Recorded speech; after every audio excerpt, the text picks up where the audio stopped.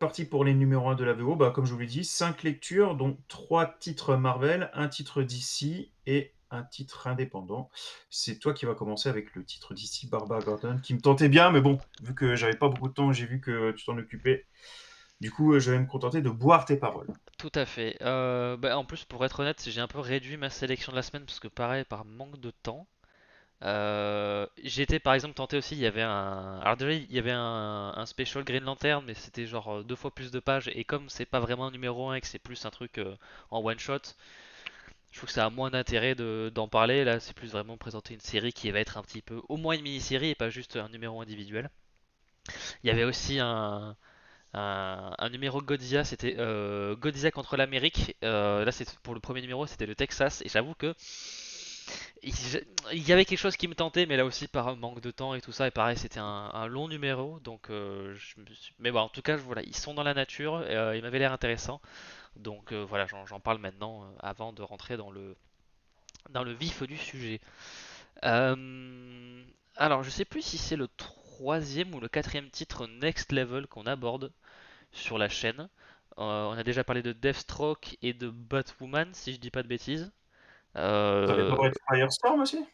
il y avait peut-être Firestorm aussi, The Fury Firestorm. C'est pas impossible qu'il y soit, j'ai oublié, mais voilà. Donc c'est peut-être le quatrième du coup. Euh, Avec Barbara Gordon Breakout par Mariko Tamaki et Amankei Nahuelpan. Là pour le coup, je sais pas si j'écorche le nom ou pas. Je reconnais pas du tout l'origine, donc impossible Moi non plus, là de pour le t'aider, coup, hein. autant bah, Mariko Tamaki, bon là c'est un peu plus facile à deviner. Euh, Lituanien, évident. Tout à fait. Voilà. Bon, après Mariko Tamaki, quand même un nom que je connais un petit peu plus, que j'ai vu popper de temps en temps, là où Nahuel Pan, c'est la première fois que j'en entends parler. Et pour le coup, bah, son taf à Nahuel Pan, rien à redire. Je trouve que le numéro était bien dessiné, visage expressif. Enfin voilà, c'est vraiment un bon dessin, plutôt cool. Ça fait pas vraiment parce que bon, on pourrait croire que voilà, alors ça se passerait en parallèle avec le titre Batman, vu qu'on nous dit clairement en début de truc, en début de titre, voilà, il y a Vandal Savage et le commissaire de Gotham. En fait, c'est comme Fisk dans la série Born Again. Vandal Savage, il fait à peu près pareil, mais en tant que chef de la police, hein, voilà, il a sa propre armée, ses propres hommes, voilà, qu'il a recrutés pour qu'ils soient un peu plus ou moins sa milice personnelle, ce qui fait que l'institution se retourne un petit peu contre les héros. Alors je sais, voilà, il y a beaucoup de similitudes à ce niveau-là. Et puis voilà, le pitch de la série, c'est Barbara doit se rendre en prison. Alors je dis sous couverture, oui et non, parce qu'elle y va en tant que Barbara, tout ça, mais bon, elle y va pour une raison précise et pour une mission, et pas parce qu'elle a fait un crime en particulier. Et donc voilà, le premier numéro et les suivants seront dédiés à comment elle survit en prison, atteindre son objectif, se faire des ennemis, Combien de se faire des mâchoires elle alliés. doit briser par jour? Ouais, voilà. Exactement. Et alors pour le coup, alors je sais pas si elle a brisé des mâchoires, mais en tout cas, il y a déjà de la bagarre. Et pour le coup, ça peut être fun. C'est fun à chaque fois qu'ils mettent des super-héros en prison, ça peut donner des trucs intéressants. Je sais que Green Arrow l'avait été, ça avait été plutôt cool. Ou alors c'était un script qui voulait. Bon bref, il y avait un truc avec Green Arrow dans une prison à un moment, ça avait l'air plutôt pas mal. Euh...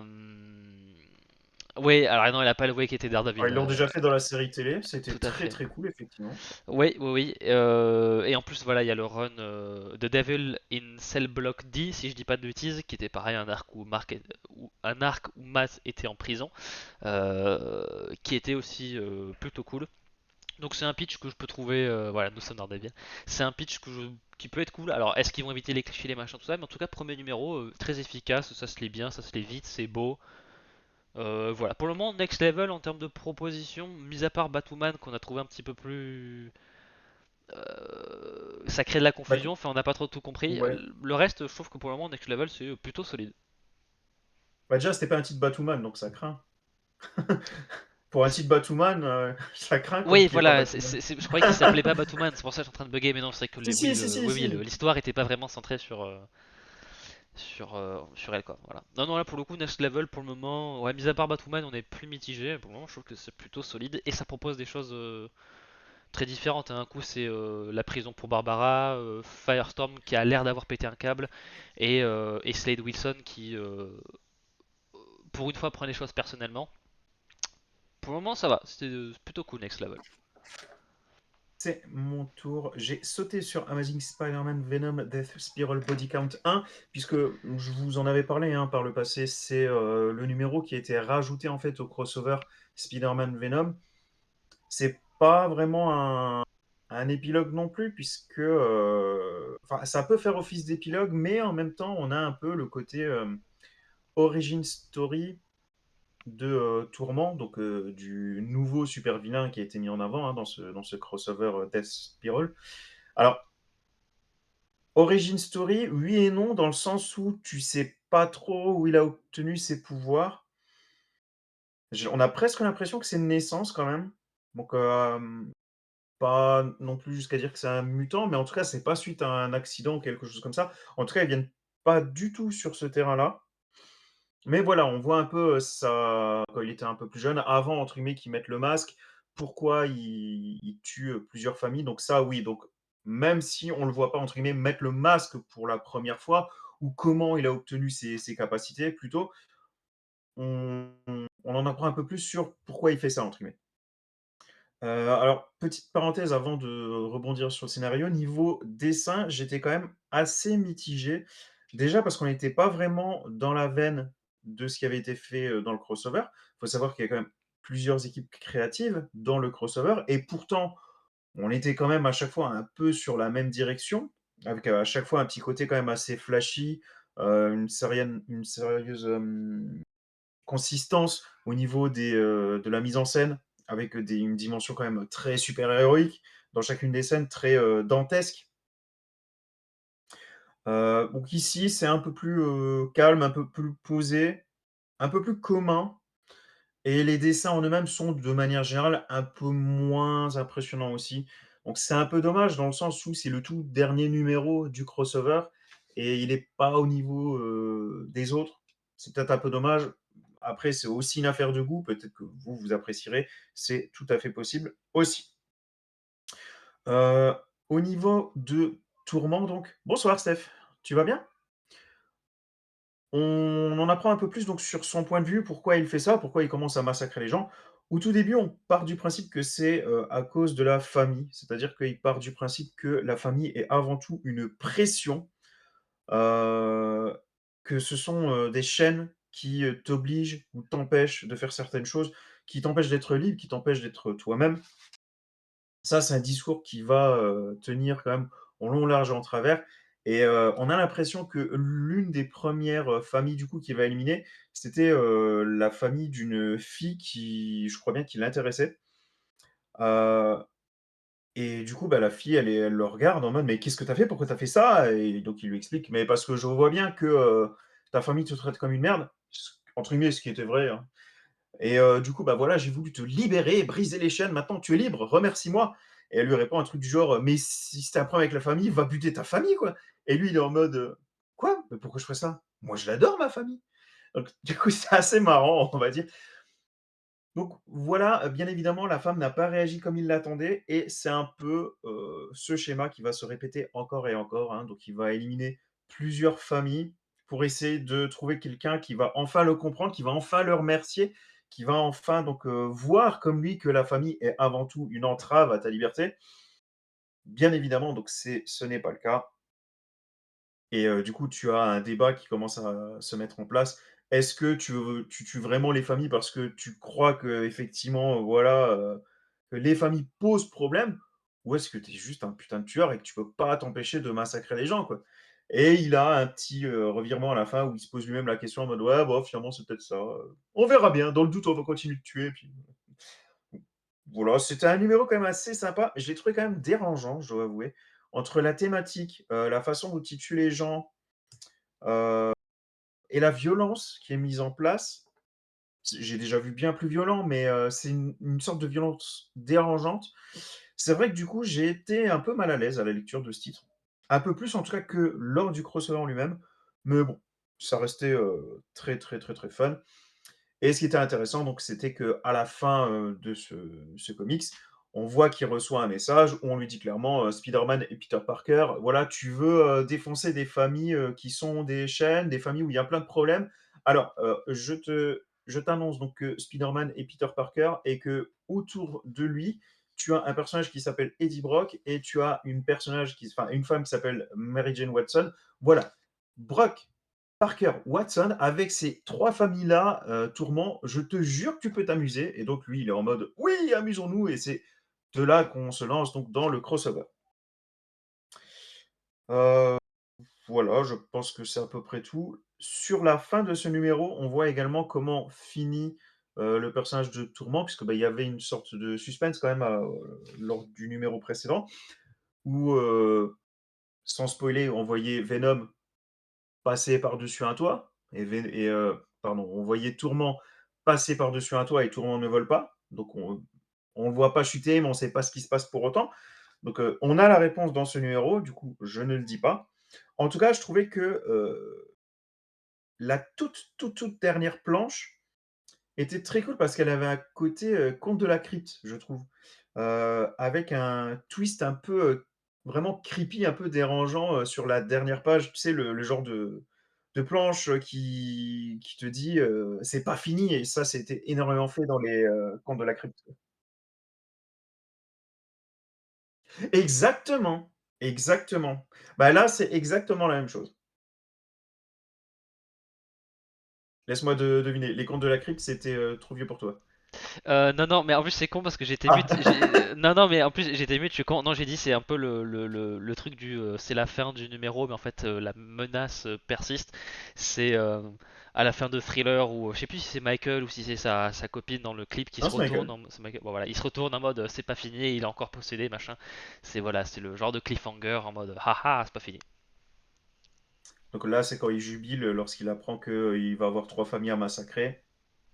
Et plus les familles sont complexes et grandes, et plus ça l'intéresse. Donc là, bah, du coup, clairement, c'est le grand kiff pour lui. Donc voilà, cette image était assez sympa. À côté de ça, vous voyez aussi un petit peu donc le type de dessin que vous avez. C'est pas catastrophique, mais c'est vrai qu'on est quand même vraiment sur autre chose par rapport au reste du crossover. Et ça, c'est un peu dommage, quoi. Quitte à avoir tout un crossover sur qui prend la même direction, autant continuer sur cette direction avec le dernier numéro, quoi. Un peu dommage. Du Mais le Star bouquin en Wars. lui-même, très cool.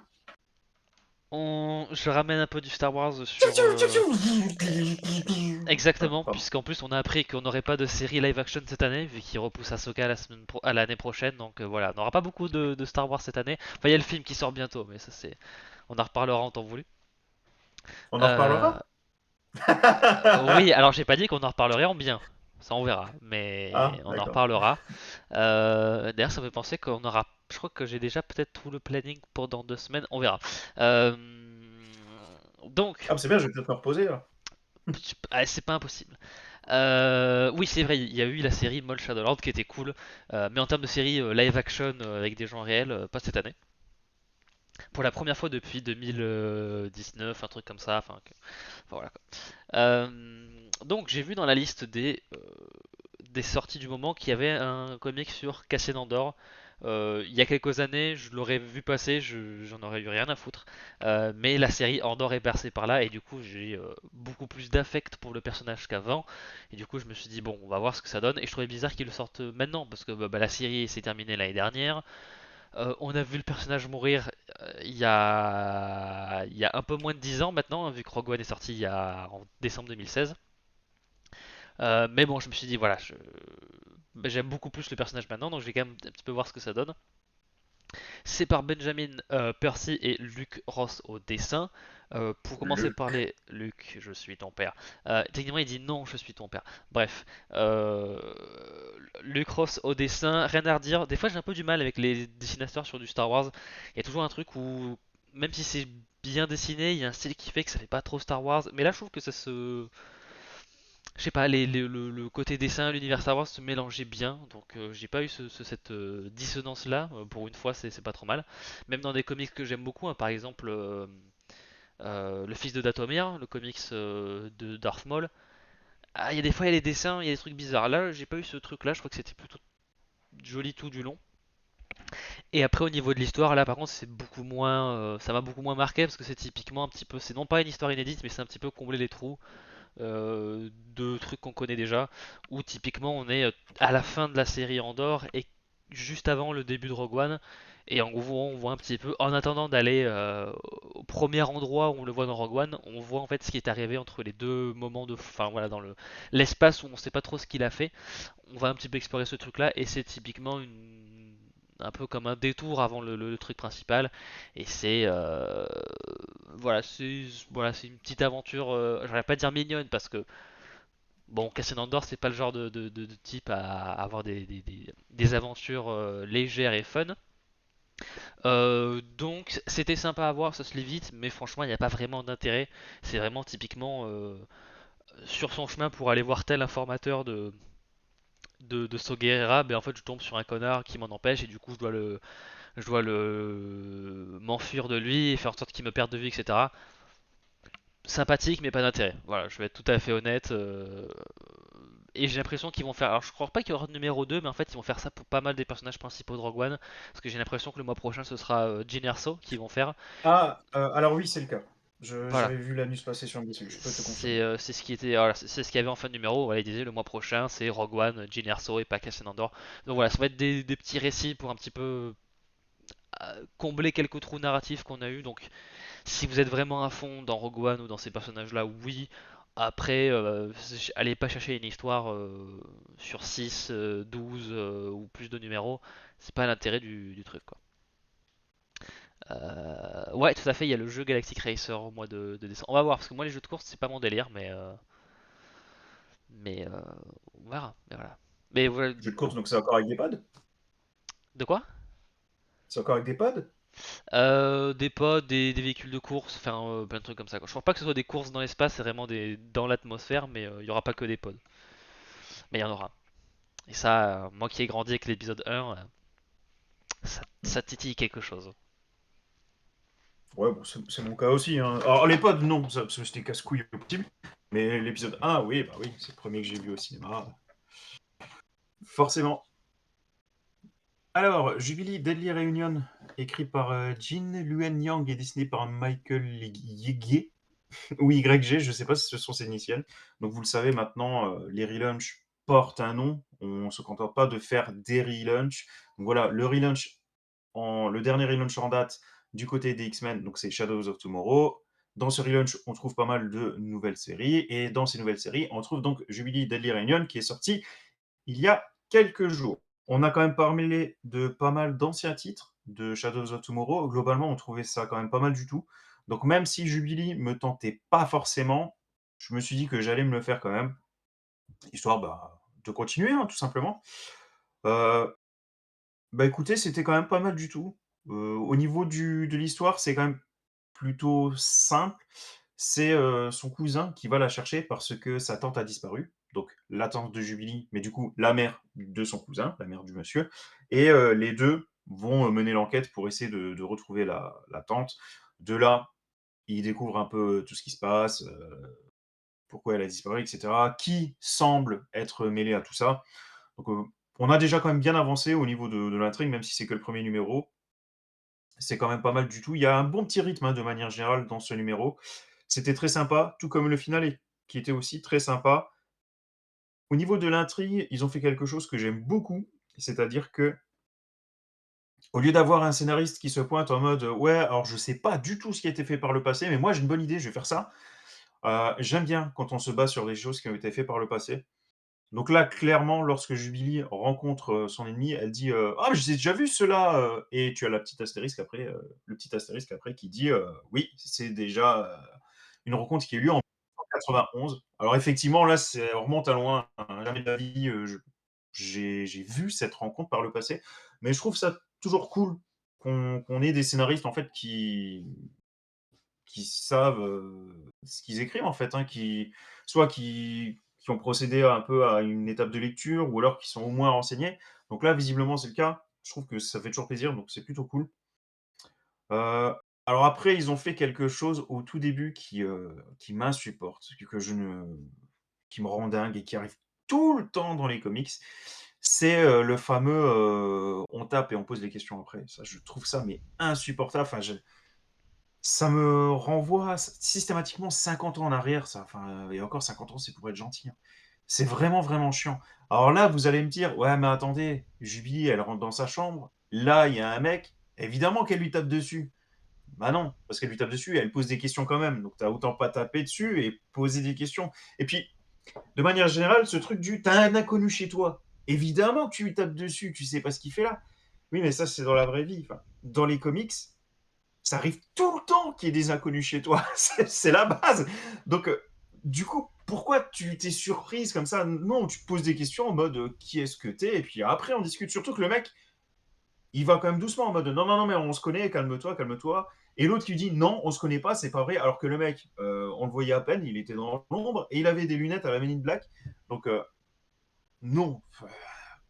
Si tu veux poser des questions, parce que visiblement elle veut quand même poser des questions, bah dans ce cas-là, pose-les et tape après. Ou alors tape et pose pas de questions. Mais là, les deux en même temps, c'est vraiment. Je trouve ça un peu ridicule. Quoi. Ça fait vraiment comics des années 60 où on veut vraiment pas se poser la question, on veut juste voir des super-héros qui se tapent dessus et c'est chiant. Quoi. Donc voilà, j'ai toujours eu un peu de mal avec ça. Ça n'a pas changé ici. Bon, ça a duré que quelques planches, mais c'était déjà trop. Sinon, au niveau de l'intrigue, donc comme j'ai dit, moi j'ai trouvé ça plutôt cool. Niveau dessin, c'était pas trop mal non plus. Donc c'était pas le meilleur titre de Shadows of Tomorrow, mais c'était pas le pire non plus. On va dire que c'était une lecture sympathique. Un bon juste milieu entre ce qu'il y a de très bon et ce qu'il y a de pas génial. Si vous aimez bien le personnage, j'ai envie de dire pourquoi pas. J'ai enchaîné avec Red Sonja She Devil with a Sword, donc chez Dynamite. C'est aussi un numéro un écrit par Rory McConville et dessiné par Pablo de Bonis. Alors, Rory McConville a quand même sa petite réputation, hein, donc c'est aussi pour ça que j'étais intéressé par le titre. C'est parce que bah, il s'était notamment occupé de Medieval Spawn, qui m'avait toujours intéressé. Donc voilà, j'avais envie du coup de voir de quoi ce monsieur était capable. Pablo de Bonis, par contre, je ne connaissais pas. Bon, après, j'ai vu que c'était tout simplement un petit nouveau hein, dans le milieu, c'est aussi simple que ça. Bon, il s'en est sorti plutôt bien, je trouvais. C'était pas les meilleurs dessins qu'on ait jamais eu sur du Red Sonja, mais c'était pas déconnant, c'était plutôt sympathique. Par contre, le scénario de Rory McConville, oui, ça tient plutôt la route. Les dialogues étaient plutôt sympas, le scénario avance plutôt doucement, mais reste prometteur. Donc, oui, j'ai beaucoup de choses à lire, donc je vais m'arrêter là. Mais si vous aimez tout ce qui est médiéval, que vous aimez bah, tout ce qui est Conan, Red Sonja, ça peut être la bonne série qui pourrait vous faire plaisir. Le titre est assez violent aussi. Bon, on s'y attend quand même pour du Red Sonja, mais c'est pas parce qu'on s'y attend que ça arrive forcément. Donc là, je vous le confirme, c'est assez violent. Et au niveau du scénario, donc on retrouve le personnage qui est un peu embarqué dans une sorte de mission de protection. Donc elle va protéger une jeune femme de personnages qui essaient un peu de prendre le contrôle politiquement parlant. On va dire ça comme ça. Je vois. Oui, effectivement, Matt. Effectivement. Mac qui Je ne pose te les cache- questions du cosplay, enfin du variant cosplay, je vois qu'il y a toujours les questions les plus pertinentes, Mac. Euh, toujours, toujours, parce que oui, parce qu'on sait que c'est C'est la important. réponse à cette question qui va qui va faire est-ce qu'il va se lancer dessus ou pas, quoi, tu vois, c'est C'est euh, et je ne sais plus. Oui, oui, il y a de la cover cosplay. Elle est bien. Voilà. et qui est bien. C'est bien, c'est bien. Il faut que. Bon, bah attendez, c'est tant qu'à faire. Allez hop, vu que je suis dessus. Zou. Moi qui fais tout pour ne pas perturber vos chastes yeux, vous m'obligez à chaque fois vous les montrer. Ça me perturbe hein, quand même. En plus, je sais que c'est vraiment juste pour la blague parce que vous, ça vous intéresse pas du tout à la base. Je le sais, c'est pas votre Oui, genre. Donc, bien sûr. voilà. Ok. Bon, on dit jamais non. Ouais. C'est tout. Après, pour la défense de Mac, je me suis aussi fait la réflexion en mode ah mais il y a pas des cosplays variantes, mais je me suis dit peut-être que je confonds avec Vampirella et machin, mais ils ont pas choisi, ils ont juste fait les deux. Et Vampirella et Red Sonja. Ouais, les deux sont Bah, chez Dynamite, je ouais. crois.